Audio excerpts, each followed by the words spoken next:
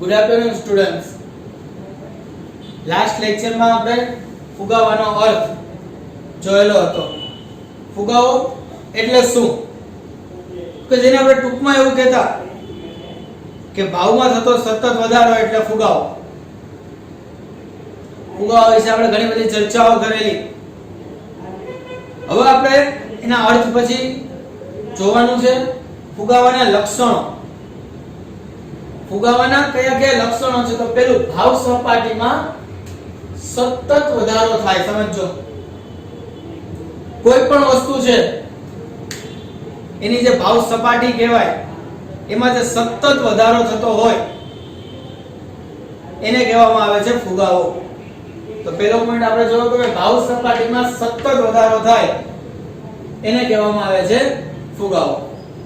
બીજું લક્ષણ છે અર્થતંત્રમાં બધા જ ક્ષેત્રોમાં ભાવ વધે. બધા જ ક્ષેત્ર એટલે શું? તો કે ઉત્પાદનના સાધનો એ બધા ક્ષેત્ર કહેવાય. જમીન, મૂડી, શ્રમ, નિયોજ. આ ચારે ચાર ક્ષેત્રો, આ ઉપરાંત એને લગતા બધા કામકાજ જે કરતા હોય છે તે ક્ષેત્રમાં ભાવમાં સતત ને સતત શું થતો રહે છે? વધારો. એટલે કે દરેકે દરેક ક્ષેત્રમાં ભાવ વધે. પછી અનાજ કરિયાણામાં ભાવ વધે, મોબાઈલ ની અંદર પણ ભાવ વધે, કોઈ ઇલેક્ટ્રોનિક આઇટમ બીજી લેવા જાવ એની અંદર પણ ભાવ વધે, કોઈ કાપડ ઉદ્યોગ છે એમાં પણ ભાવ વધે, કોઈ ફર્નિચર છે એની અંદર પણ ભાવ વધે. દરેક ક્ષેત્રની અંદર ભાવમાં વધારો થાય. once again I repeat, અર્થતંત્રના બધા જ ક્ષેત્રમાં ભાવમાં શું થવો જોઈએ? વધારો. જો બધા જ ક્ષેત્રના ભાવમાં છે તે વધારો થાય તો એને કહેવામાં આવે છે ફુગાવો. પહેલો પોઈન્ટ કે ભાવ સપાટીમાં થતો સતત વધારો એટલે ફુગાવો. બીજો પોઈન્ટ કે અર્થતંત્રના બધા જ ક્ષેત્રમાં જે ભાવ વધે, અર્થતંત્રના બધા જ ક્ષેત્રમાં જે ભાવ વધે એને કહેવામાં આવે છે ફુગાવો. અને થર્ડ પોઈન્ટ, નાણાંનું મૂલ્ય એટલે એની ખરીદ શક્તિ દિવસે ને દિવસે શું થતી જાય? તો કે ઘટતી જાય. નાણાંનું જે એક્ચ્યુઅલ મૂલ્ય છે એ ઘટતું જાય. હવે એને એક્ઝામ્પલ દ્વારા આપણે સમજીએ કે જ્યારે નોટબંધી નહોતી થઈ પહેલાનો સમય તમે ખાલી જસ્ટ થિંક કરો. છોકરો 1000 રૂપિયાની નોટ હતી અને આમ 1000 ની બે નોટ પડી હોય તો માણસ આમ કહે કે જોયું 2000 રૂપિયા પડ્યા છે. તમે જો નાણાંનું મૂલ્ય હતું, નોટબંધી આવી, 1000 ની નોટ બંધ થઈને જગ્યાએ 2000 ની નોટ આવી. અત્યારે એક સામાન્ય પોકેટ ની અંદર, સામાન્ય વોલેટ ની અંદર બેવડી વાળીને 2000 ની નોટ રાખી દીધી હોય, વેલ્યુ જ નથી કાઈ. તમે માર્ક કરજો. મતલબ એવો નથી કે 2000 નું મૂલ્ય પેલા કરતા વધી ગયું છે, ઘટી ગયું. છોકરાઓ આ મૂલ્ય તમે જો કે અત્યારે 2000 એ તો હોય, એમાં શું ફેર પડે? તમે જો એક સમય 2000 ઓહો 2000 રૂપિયા, અત્યારે 2000 તો કોમન છે. તો છેલ્લા 5 વર્ષમાં તમે જો તો નાણાંનું મૂલ્ય ધીમે ધીમે ધીમે ઘટતું ગયું. એવું બીજું એક્ઝામ્પલ છે કોમન કે આજથી 15-20 વર્ષ પહેલા કોઈ વ્યક્તિ બહાર ખાલી ખરીદી કરવા જતો. એક્ઝામ્પલ તરીકે લે કે કપડાની જોડી લેવા ગયો. કેટલા ને 500 રૂપિયા. 500 રૂપિયાની જોડી લીધી. રૂપિયાવાળો કહેવાય તો ભાઈ. કામ 500 રૂપિયાની જોડી લઈને આવ્યો. અત્યારે 3-4 હજારની જોડી, બસ 3000 ની જોડી. મારી પાસે 3500 વાળી જોડી પડી છે. અરે હું તો 4000 નો ખાલી શર્ટ પહેરું છું. તમે જુઓ એ 3-4000 ની જોડી અત્યારે આવે છે, પણ એક સમયે 500 રૂપિયા, ઓ 500 રૂપિયા, અત્યારે 4000 નું, બસ 4000. સામાન્ય વાત છે. તમે જો નાણાંનું જે મૂલ્ય શું થતું ગયું? ઘટતું ગયું. એ સમય 4000 રૂપિયાનું તો એવું નતું. 4000 રૂપિયા એ સમય હતા જ. આ સમયે 4000 રૂપિયા છે, પણ બે સમયમાં એનું મૂલ્ય તમે જો અલગ. બે સમયમાં 4000 રૂપિયાનું મૂલ્ય કેવું થઈ ગયું? અલગ અલગ. અત્યારે મૂલ્ય દિવસે ને દિવસે ઘટતું જાય છે. આવતા 5 વર્ષ પછી તમે જો, અત્યારે જે 1000 2000 નું મૂલ્ય છે, આવતા 5 વર્ષ પછી એનું મૂલ્ય ઘટી જશે. 100% ઘટી જશે. શું કામ? કારણ કે અત્યારનો જે સમય છે, પહેલાનો જે સમય છે, આ ફુગાવાનો સમય છે. જેમ જેમ સમય પસાર થતો જશે એમ એનું મૂલ્ય ઘટતું જશે. અને જ્યારે પણ મૂલ્ય ઘટે એટલે કે એની ખરીદ શક્તિ ઘટે ત્યારે એને કહેવામાં આવે છે ફુગાવો. ચોથો પોઈન્ટ છે પૂર્ણ રોજગારીની સ્થિતિ પછી. પૂર્ણ રોજગારી આપણે અગાઉ જોઈ ગયા કે બધા લોકોને કામ ધંધો મળે. જમીન, મૂડી, શ્રમ, નિયોજક. જમીનમાં બધા લોકો કામ કરતા હોય, મૂડી તરીકે બધા લોકો વર્કઆઉટ કરતા હોય, શ્રમ તરીકે બધા લોકોને મજૂરી મળતી હોય, બધા પાસે વર્ક છે, ઉત્પાદનના ચારે ચાર સાધનો વર્કઆઉટ કરે છે, બધા પાસે કામ ધંધો છે, તો એને પૂર્ણ રોજગારી કહેવાય. હવે એ પૂર્ણ રોજગારીની સ્થિતિ છે છતાં પણ ભાવ સપાટી છે તે શું થાય છે? વધતી જ જાય છે. ખાસ કરીને મિત્રો વિકસિત દેશમાં આ પરિસ્થિતિ વધારે જોવા મળે. વિકસિત દેશમાં આ પ્રકારની પરિસ્થિતિ છે તે સૌથી વધારે જોવા મળે. પૂર્ણ રોજગારી હોવા છતાંય ભાવ વધે અને એની અસર સીધી ફુગાવામાં પરિણમે. પૂર્ણ રોજગારી હોવા છતાંય ભાવ વધે અને એની અસર ક્યાં થશે? સીધી ફુગાવા ઉપર થશે. તો આને કહેવામાં આવે છે ફુગાવાના લક્ષણો. વન્સ અગેન ભાવ સપાટીમાં થતો સતત વધારો એટલે ફુગાવો. અર્થતંત્રના બધા જ ક્ષેત્રમાં જે ભાવ વધે એને કહેવામાં આવે છે ફુગાવો. નાણાંનું જે મૂલ્ય છે દિવસે ને દિવસે ઘટતું જાય તો એને કહેવામાં આવે છે ફુગાવો. પૂર્ણ રોજગારીની સ્થિતિ પછી પણ વધતી ભાવ સપાટી શું છે? ફુગાવો. સાથે એક એક્ઝામ્પલ, 5 વર્ષ પહેલા ડેરી મિલ્ક આવતી, અત્યારે પણ આવે છે. 5 વર્ષ પહેલા બાલાજીની વેફર આવતી, અત્યારે આવે છે. ડિફરન્સ વિચારો બે વચ્ચે. વિચાર્યું તમે? મિત્રો અત્યારે જે 10 ની ડેરી મિલ્ક આવે છે ને એ પહેલા 5 ની આવતી હતી, અત્યારે એક કટકો થઈ ગયો છે. 5 ની જ મળે છે, વાત સાચી. પણ તમે જો નાણાંનું મૂલ્ય છે શું કરી દીધું છે? બાલાજી વેફર 5 ની તમે જો ભાગ્ય ક્યાં જોવા મળે છે. પેલા 5 ની જે વેફર આવતી એમાં જે ક્વોન્ટિટી આવતી હતી, ક્વોલિટી તો સરખી જ છે, ક્વોન્ટિટી આવતી હતી, અત્યારે 10 ના વેફરમાં આવે છે. નાણાંનું મૂલ્ય શું કરી દીધું? ઘટાડી દીધું. નાણાંનું મૂલ્ય શું કરી દીધું? ઘટાડી દીધું. રેડી? તો આ ફુગાવાના 4 લક્ષણો છે. એની સાથે સાથે સમજવા માટે થઈ અમુક બાબતો ધ્યાનમાં લેવી જરૂરી છે કે સમજાય આપણને કે ફુગાવો એક્ચ્યુઅલ શું છે. નો ડાઉટ ફર્સ્ટ લેક્ચર ની અંદર આપણે ઘણા બધા એક્ઝામ્પલ દ્વારા એને સમજ્યા, પણ હજી પણ આપણા ફિલ્ડ ની અંદર, હજી પણ આપણા ગવર્નમેન્ટ ફિલ્ડ ની અંદર, કોર્પોરેટ ફિલ્ડ ની અંદર ફુગાવાની પરિસ્થિતિ છે. પણ આપણને ખબર ન પડે કે આને ફુગાવો કહેવાય. આપણને ખબર ન પડે કે આને ફુગાવો કહેવાય. તો એ આપણાની અંદરથી જોવાનું છે કે સરકાર કાયદા દ્વારા, સરકાર છે એ કાયદા દ્વારા સબસિડી લાવે અને ભાવ સપાટી શું કરશે? તો કે દબાવી રાખશે. તો ભાવ ન વધે એને કહેવામાં આવે છે ફુગાવો. સ્કૂલની અંદર બુક બનાવવાની રહેશે. જો બુક નહીં બનાવો તમને માર્ક્સ નહીં આપવામાં આવે. આ કરવું પડશે તો ઇન્ટરનલ તમને માર્ક આપવામાં આવશે.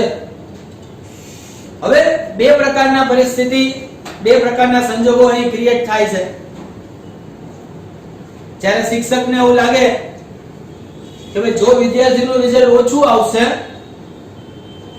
once again I repeat my point, જો શિક્ષકને એવું લાગે કે વિદ્યાર્થીનું રિઝલ્ટ ઓછું આવશે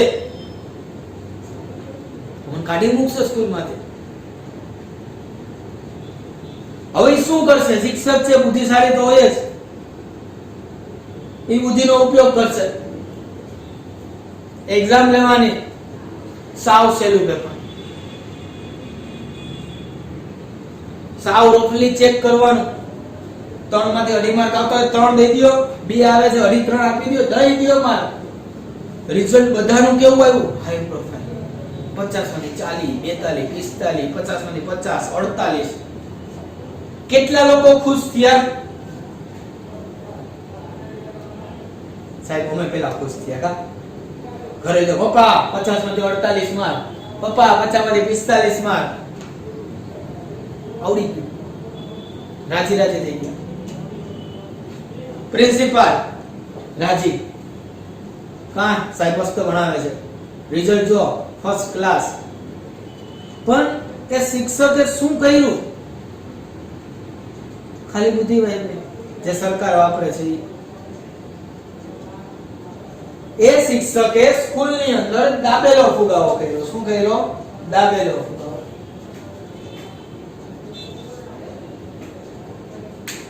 લોકો બધા ખુશ, એની ઉચ્ચ સપાટીના માણસો બધા ખુશ, બધા લોકો ખુશ. એની નોકરી તો કે ગુડ. હવે તો વિચાર્યું આ પરિસ્થિતિ કેવી ઊભી થાય. આ પરિસ્થિતિને દાબેલો ફુગાવો કહે છે કે કોઈનો વિરોધ નહીં કરે. કાં તો કે છોકરાઓ નાના સાહેબ સારા છે, કાં તો કે 48 માર્ક આવ્યા સબ્જેક્ટમાં, સાહેબ બહુ સારા. બીજા શિક્ષકો નાના એના સબ્જેક્ટના રિઝલ્ટ બહુ સારું આવે છે. પેરેન્ટને પૂછ્યું, નાનામાં છોકરાને બધું આવડે છે, એના માર્ક જો છે. સાચું તો શિક્ષકને જ ખબર છે, એમ સાચું તો સરકારને જ ખબર છે. સાચું તો સરકારને જ ખબર છે. ગરીબી વયથી એક કામ કરો, બધાને 5,000 રૂપિયા ખાતામાં આપી દો. ગરીબી વયથી બધાને ખાતામાં 5,000 આપી દો.